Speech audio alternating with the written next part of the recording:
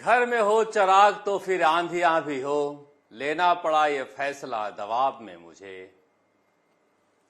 राजस्थान के मुख्यमंत्री भजन लाल शर्मा ने क्या क्या फैसला लिया है 2 दिनों के मंथन में? विष कौन पिएगा और अमृत निकला भी है क्या?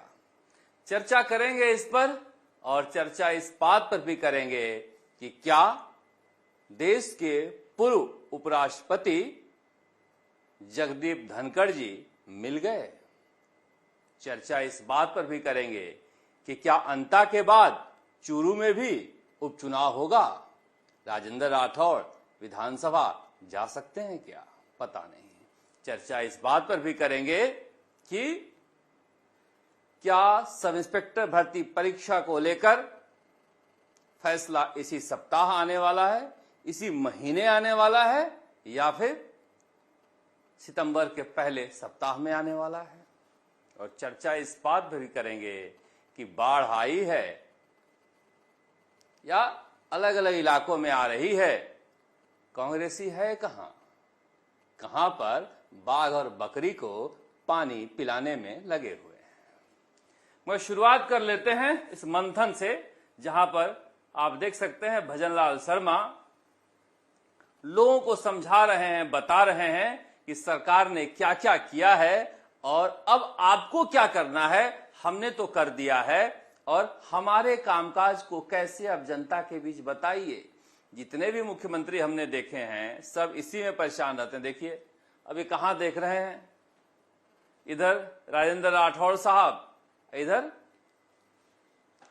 गजेंद्र सिंह शेखावत जी, इधर सीपी जोशी जी, ये सारे मूर्धन्य नेता एक साथ बैठे हुए हैं और मुख्यमंत्री जी बता रहे हैं कि हमने कितना काम किया है। वैसे वसुंधरा राजे हों या अशोक गहलोत हों, उन्हें इस बात की हमेशा चिंता रहती है कि मैं इतना काम कर रहा हूं, जनता के बीच जा रहा है या नहीं। और ये चिंता थोड़ी जल्दी की है भजन लाल शर्मा ने, इसलिए भजन लाल शर्मा को क्या इसका फायदा होगा? क्योंकि अमूमन 3 साल बाद राजस्थान के पूर्व मुख्यमंत्रियों ने चिंता शुरू की थी, मगर भजन लाल शर्मा जानते हैं कि पग पग पर बाधा दौड़ है, इसलिए अभी से तैयारियां शुरू कर दी है। और ये तैयारियां पंचायत और निकाय चुनाव को ध्यान में रखकर की जा रही है कि कांग्रेस दंभ से लबरेज है कि चुनाव आएगा और हम जीतेंगे। भजन लाल शर्मा फूंक फूंक कर कदम रख रहे हैं कि विरोधी इसी मौके की तलाश में बैठे होंगे कि मौका मिले तो भजन लाल शर्मा का अंदर ही अंदर टांग खींच दें और फिर कहें कि देखिए नेतृत्व परिवर्तन जरूरी है। इसलिए भजन लाल शर्मा ने तैयारी अभी से शुरू कर दी है। जो मीटिंग हुई उस मीटिंग में कामकाज तो बताया ही, साथ ही मदन राठौड़ ने यह भी समझाया कि संगठन ही सर्वोपरि है, संगठन ही हमारा माई बाप है, संगठन से बड़ा कुछ भी नहीं है, संगठन के लिए जियो, संगठन के लिए मरो। 1 लाख से ज्यादा नौकरियां दे दी, 15-20 हजार अभी आने ही वाले हैं। हमने इतनी परीक्षाएं कराई, पेपर लीक नहीं हुआ। इसके अलावा हमने 80% बजट घोषणा पूरी कर दी है। इतने जिलों में हम दिन में बिजली देने लगे हैं, खाद की कहीं किल्लत नहीं होने दी जाएगी। इन तमाम चीजों पर चर्चाएं हुई, मगर असली मुद्दा क्या था? असली मुद्दा यह था कि विधायकों के अंदर या फिर हारे हुए प्रत्याशियों के अंदर, जिला अध्यक्षों के अंदर कोई गुब्बार भरा हो तो निकल जाए। सबने कहा देखिए मैं तो 20 साल से यही देख रहा हूं, किसी की सरकार हो, इनसे फीडबैक लीजिएगा तो इनकी पहली समस्या होती है कि अधिकारी नहीं सुन रहे हैं। तो तय किया गया कि भाई ऐसे अधिकारियों की लिस्ट बनाओ और क्या क्या काम आपका इन्होंने नहीं सुना है इसे हमारे पास भेजो, हम अधिकारियों का इलाज करेंगे। ऐसा होता नहीं है, मगर चूंकि इन्होंने अपना दुख प्रकट किया था इसलिए ये इलाज भी हाथों हाथ इन्हें बता दिया गया। अब अधिकारियों का इलाज होगा या नहीं होगा या फिर यहीं के कहने से अधिकारी इनका इलाज कर रहे हैं, राजनीति में कुछ समझ में भी तो नहीं आता है। पर दूसरी समस्या पूछी गई कि आपकी समस्या जो है क्षेत्र की क्या है, तो ज्यादातर लोगों ने सड़क और बिजली का कहा। मुख्यमंत्री ने भरोसा दिया कि चिंता मत करो, बारिश खत्म होने दो, ऐसी सड़क बनाऊंगा कि आज तक कहीं वैसी सड़क बनी नहीं होगी। देखते हैं, इंतजार करते हैं। पंचायत और निकाय चुनाव तो वैसे भी दिसंबर के बाद ही होने हैं, पर तैयारियां अभी से शुरू कर दी गई है और विधायकों के समस्याओं को निपटारा करने के लिए मंत्रियों का समूह बनाया गया है। विधायकों का एक समूह होगा और वो मंत्री बात करेंगे, उनकी नाराजगी को दूर करेंगे, उनकी कोई समस्या होगी तो उसे खत्म करेंगे। ऐसे ही एक मंत्री हैं जोगाराम पटेल, उन्हें जिम्मेदारी दी गई है निर्दलीय विधायकों के नाराजगी को दूर करने के लिए, या फिर उनकी कोई समस्या हो तो फिर उस समस्या को सुनकर उसका निदान करने के लिए। अब निर्दलीय विधायकों में प्रियंका चौधरी आई थी, चंद्रभान सियाकिया भी आए थे, मगर जो नहीं आए थे वो रविंद्र सिंह भाटी थे। रविंद्र सिंह भाटी का नाम लिखा हुआ था मगर देर रात काट दिया गया। अब क्यों काटा गया पता नहीं, हो सकता है कि रविंद्र सिंह भाटी आते तो फुटे ज्यादा उठा लेते, या फिर बीजेपी के जड़ पर इन्होंने हमला कर रखा है। जो कांग्रेस की हालत हनुमान बेनीवाल कर देते हैं, कहीं बीजेपी की ऐसी हालत रविंद्र सिंह भाटी न कर दें। बीजेपी के अंदर ये डर है, क्योंकि वोट बैंक रविंद्र सिंह भाटी का और बीजेपी का एक ही है। तो क्या पंचायत निकाय चुनाव में रविंद्र सिंह भाटी अपना उम्मीदवार उतार सकते हैं जब बीजेपी इन्हें दूर रखना चाहती है तो? और ये उतारेंगे तो क्या ये समझाने में सफल होंगे कि बीजेपी के साथ आपका हित जुड़ा हुआ नहीं है? क्योंकि देखिए, ये समझाना इनके लिए आसान भी होगा, इसलिए कि राजपूत हों या फिर दूसरी जातियां हों, इनकी राजनीतिक हैसियत जो गांवों में कम हुई है वो बीजेपी के जाट आरक्षण देने की वजह से हुई है। और वहां जो एक इमेज बनी है रविंद्र सिंह भाटी की, वो हरीश चौधरी उम्मीदवार बेनीवाल बनाम रविंद्र सिंह भाटी का। अब रविंद्र सिंह भाटी कितना समझा पाते हैं कि बीजेपी ने आपका नुकसान किया है, आप हमारे साथ आ जाओ, जैसा कि हनुमान बेनीवाल समझाते हैं कि जाटों कांग्रेस में कुछ रखा नहीं है, हमारे पास आ जाओ। अगर ऐसी कोई परिस्थिति बनती है तो ये चुनाव बेहद दिलचस्प हो जाएगा। मगर क्या पता, चुनाव वही दूर है। रविंद्र सिंह भाटी तो मानने के लिए तैयार बैठे हैं, पर बीजेपी को लगता है कि स्वरूप सिंह खारा वहां पर ज्यादा सक्षम है। वैसे जनता ने उन्हें ज्यादा वोट दिया नहीं था, फिर भी बीजेपी अपने नेता के साथ जुड़ी रहती है, चाहे प्रेमचंद बैरवा हो या फिर दूसरे नेता हो। उन्हें लगता है कि ये नेता एक कार्यकर्ता से ऊपर उठकर आया है और हमारी विचारधारा की वजह से है, हम किसी नेता की वजह से नहीं है। ये अच्छी बात भी है, बीजेपी के साथ ऐसा है भी, क्योंकि बीजेपी ऐसी पार्टी है जो भजन लाल शर्मा जैसे कार्यकर्ता को सीएम बना सकती है और अगली बार जीतने का दावा भी कर सकती है। कांग्रेस ऐसा कर नहीं सकती है और दावा तो बिल्कुल नहीं कर सकती है। मगर ये तस्वीर देख रहे हैं आप, ये तस्वीर चूरू के विधायक हरलाल सहारण का है। अब ये मैं इसलिए दिखा रहा हूं आपको कि क्या राजेंद्र राठौड़ की लॉटरी लग सकती है। अंता में जब फिर से उपचुनाव हो सकता है तो क्या चूरू में भी फिर से उपचुनाव हो सकता है? और तारानगर जाकर जो गलती की थी राजेंद्र राठौड़ ने, वो मौका मिल जाएगा चूरू में। और चूरू क्या उपचुनाव होगा पता नहीं, ये दूर की कौड़ी है। मगर जिस तरह से राजस्थान हाई कोर्ट ने राज्य सरकार की इस दलील को खारिज किया है कि ये विधायक बन गए हैं इसलिए फर्जी मार्कशीट का मुकदमा इन पर नहीं चलाया जाना चाहिए, उसे लगता है कि मजिस्ट्रेट जो है वो एक्शन ले सकता है, क्योंकि हाईकोर्ट की टिप्पणी के बाद उनका आधार मजबूत होगा। और जांच में जो पाया गया है कि इन्होंने उत्तराखंड की 10वीं की मार्कशीट लगा रखी है और जो मार्कशीट में रोल नंबर दिया हुआ है वो उत्तराखंड के शिक्षा विभाग ने कहा है कि इस रोल नंबर का कोई भी व्यक्ति हमारे यहां कभी पढ़ा ही नहीं है। अब इस फर्जीवाड़े के आधार पर अगर चूरू के विधायक की नौकरी, माफ कीजिएगा, विधायक का पद जाता है तो फिर राजेंद्र राठौड़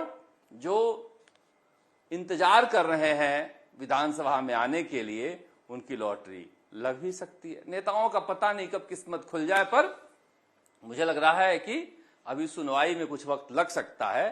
अभी नीचे मजिस्ट्रेट आरोप तय करेंगे, उसके बाद फिर से राजस्थान हाई कोर्ट में सुनवाई होगी। हालांकि राजस्थान हाई कोर्ट में इन्होंने रिव्यू पिटीशन डाल रखा है, पर यह मामला भी दिलचस्प हो गया है। अगर सुनवाई जल्दी होती है तो फिर ये मामला फंस ही सकता है, क्योंकि सीधे सीधे ये जालसाजी का मामला बन गया है। क्या जगदीप धनखड़ जी पूर्व उपराष्ट्रपति मिल गए हैं? इंडियन एक्सप्रेस ने खबर दी है कि ये मिल गए हैं और अपने घर में टेबल टेनिस खेल रहे हैं, अपने घर में ओटीटी पर सीरीज देख रहे हैं और परिवार भी, ये आप अगर जाएंगे मानसरोवर में और तो देखेंगे कि ये एक बड़ी सी इमारत बनी हुई है।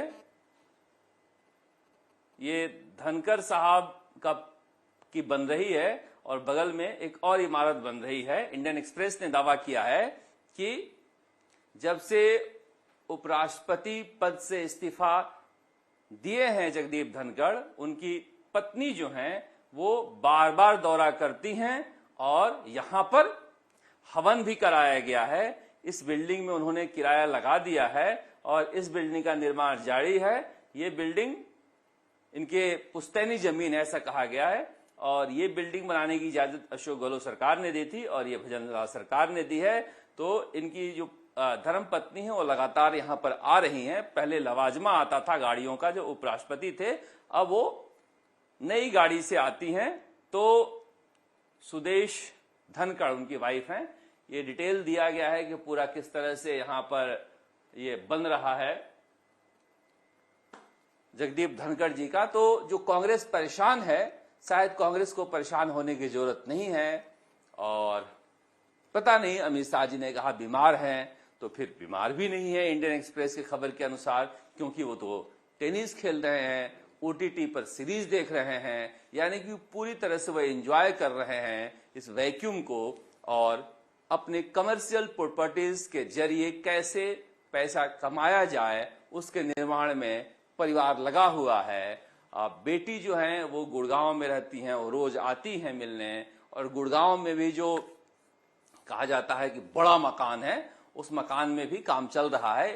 वो इंतजार कर रहे हैं कि सरकार की तरफ से बंगलो आवंटित हो जाए, स्टाफ आवंटित हो जाए, गाड़ी आवंटित हो जाए, तो फिर वहां हम शिफ्ट कर जाएं। यानी कि वो अपने सहमति से कुछ बोल नहीं रहे हैं।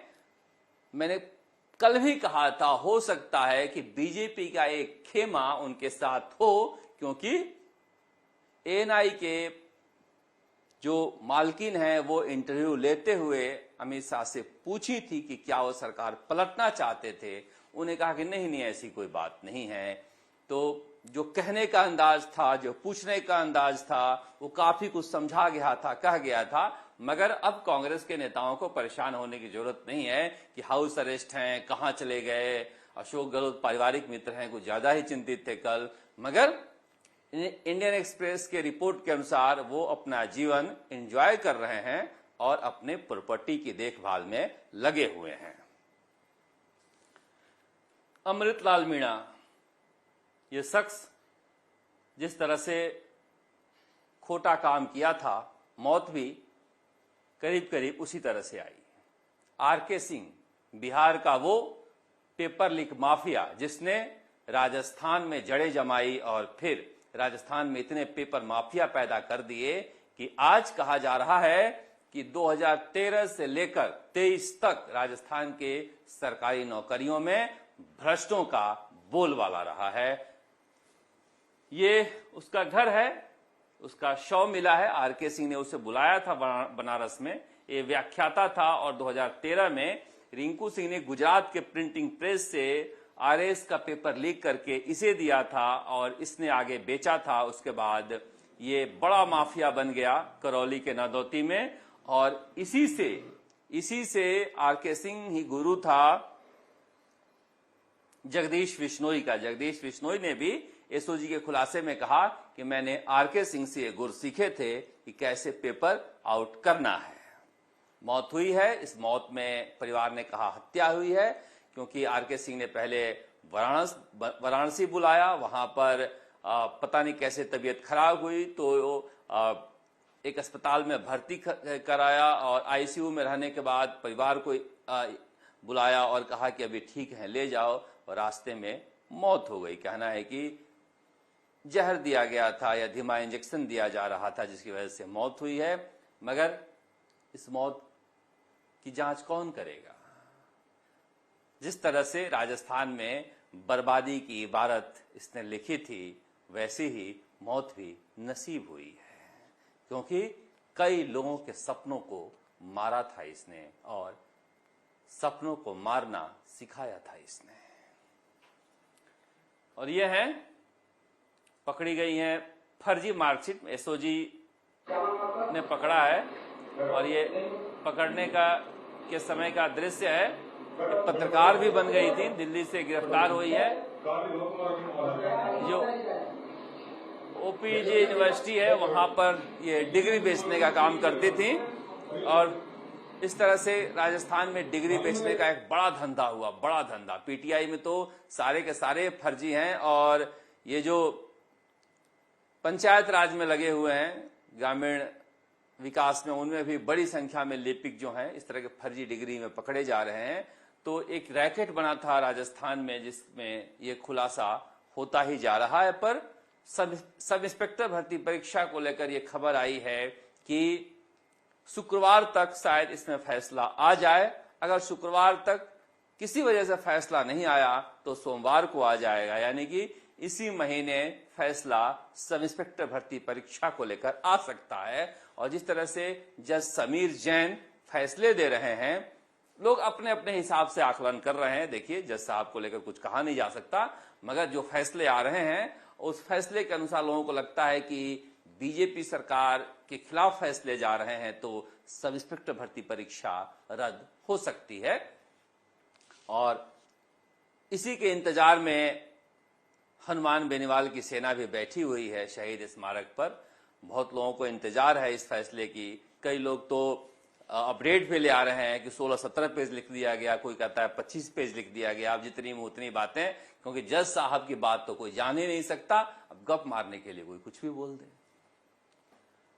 अब कांग्रेस में राजस्थान में बाढ़ आई है, 80 से ज्यादा लोगों की मौत हो गई। सवाई माधोपुर में त्राहिमाम मचा था। बीजेपी के सारे नेता दिखाई दे रहे थे, हालांकि हरीश मीणा भी दिखाई दे रहे थे। और दानिश अबरार आज आए, उन्होंने कहा कि मेरे परिवार में कोई बीमार था जिसकी वजह से मैं नहीं आ पा रहा था। उदयपुर में यही हालत है, भीलवाड़ा में भी यही हालत है, बूंदी में यही हालत है, कोटा में दिखाई दिए ओम बिरला सड़कों पर, मगर कांग्रेसी कहां है? ये आज कर्नल सोनाराम चौधरी के शोक सभा में जाते हुए का दृश्य है, जहां पर जोधपुर में ये कार्यकर्ताओं से अभिवादन स्वीकार कर रहे हैं। बड़ी संख्या में, कितनी बड़ी संख्या में कार्यकर्ता हैं आप देख ही रहे हैं, मगर ये अभिवादन स्वीकार कर रहे हैं। हेलीकॉप्टर में अब सुन लीजिए। अब हेलीकॉप्टर में भी दोनों मंत्रियों एसओ को भेज दिया जो एक दूसरे की शिकायत करते घूम रहे दिल्ली में। 4 दिन पहले किरोड़ी लाल मीणा साहब जवाहर मैडम जी की शिकायत करके आए दिल्ली में कि इसने तो पूरा बेड़ा गर्क कर दिया पूरे प्रदेश का और भरतपुर और सवाई माधोपुर में। और उन दोनों को, बकरी और शेर को, एक उसमें डाल दिया, एक घाट के ऊपर पानी पिला दिया, हेलीकॉप्टर में भेज दिया। आंखें नहीं मिल रही है, आप क्या किसकी आज। अब सवाल यह है कि देखिए, ये सच भी हो सकता है, क्योंकि गोविंद सिंह डोटासरा के पास बीजेपी के अंदर की सारी खबरें रहती हैं। और बाघ और बकरी को एक प्लेन में डाल के भेज दिया भजनलाल शर्मा ने कि जाओ बाढ़ देखो। अब देखो, हवाई जहाज से बाढ़ तो दिखती नहीं है और बाबा से लोग नाराज भी हुए, मगर ये खबर अगर पुख्ता है कि दिल्ली में डॉक्टर किरोड़ीलाल मीणा जवाहर सिंह बेडम की शिकायत करके आए हैं कि भरतपुर को बिगाड़ रखा है, जैसा कि गोविंद सिंह डोटासरा बताते हैं, तो फिर राजस्थान सरकार के मंत्रियों में भारी झगड़ा है। और ऐसी खबर आई गई कि नौक्षम चौधरी और जवाहर सिंह बेडम भी मीटिंग में लड़ पड़े थे। तो बीजेपी के अंदर भी भारी अंतर्विरोध है, मगर ये बीजेपी के अंदर के अंतर्विरोध का मजा लेने के बजाय जो जनता सजा भुगत रही है, वहां भी तो कांग्रेसियों को जाना चाहिए। हर जगह जहां भी समस्या होती है, हनुमान बेनीवाल चले जाते हैं, रविंदर सिंह भाटी चले जाते हैं, बीजेपी के सारे नेता चले जाते हैं, विधायक चले जाते हैं, बाल मुकुंद आचार्य चले जाते हैं, गोपाल शर्मा चले जाते हैं, ओम बिरला चले जाते हैं। तो फिर आप लोग किस काम के लिए हो? कुछ काम आप लोग भी किया करो। कब तक बीजेपी के नेताओं का मजाक उड़ाकर जनता के भी जगह बनाने की कोशिश करेंगे आप? क्योंकि ये मुश्किल दौर है, ये इतना आसान नहीं है जितना कि आसपास पत्रकार बैठ जाते हैं और कार्यकर्ता और कहते हैं आज चुनाव हो जाए तो 150 सीटें आएंगी। इतना आसान चुनाव होता नहीं है। राजनीति में कई तरह कॉम्बिनेशन काम करते हैं। सोशल मीडिया के कमेंट्स सही तस्वीर अगर पेश करती तो सोशल मीडिया के जो सितारे होते वो विधानसभा में होते, ना कि बाहर सड़क पर होते हैं। आप देखते हैं राजस्थान तक। नमस्कार, जयपुर से शरद कुमार।